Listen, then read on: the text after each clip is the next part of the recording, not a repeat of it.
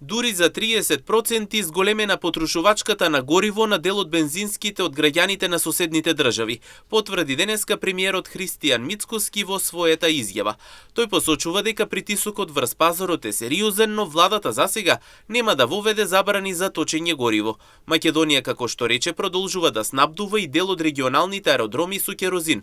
И покрај како што ја оценува историски најголемата криза, државните резерви не се користени. Приоритет, вели Мицкоски, останува зачувување на стандардот и стабилност на граѓаните. Се уште ние ги снабдуваме дел од регионалните аеродроми со керозин и со гориво, но немаме како влада намера да престанеме и да воведеме забрана како што тоа веќе некои држави го направија. Не сме интервенирале со државните резерви, се бориме да го задржиме стандардот и во овие 2 месеца и покрај епски големите предизвици кои што ги имаме, и би рекол историски најголемата енергетска криза, која што според Светската енергетска агенција е поголема од двете кризи во 70-тите години од минатиот век и она од 2022 заедно, сепак покажуваме жилавост и така и ќе продолжиме и понатаму да се бориме.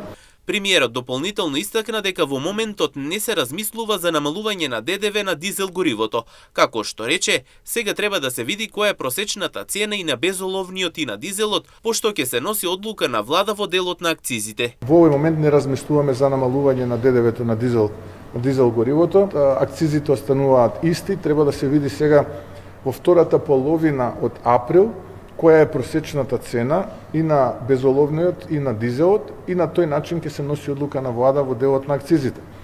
Веќе дизелот беше над $1,200 по тон, што значи тие 4 денара секако ќе останат, а безоловниот беше под $1,200 по тон, имаше 2 денара, но очекувам сега и тој да отиде над 1,200, така што и таму ќе имаме 4 денари по литар. Според премиерот Мицкоски, за среќа Македонија засега е стабилна, а во таа насока ќе се продолжи и понатаму, како што кажа, со стабилни политики и заштита на стандардот на граѓаните.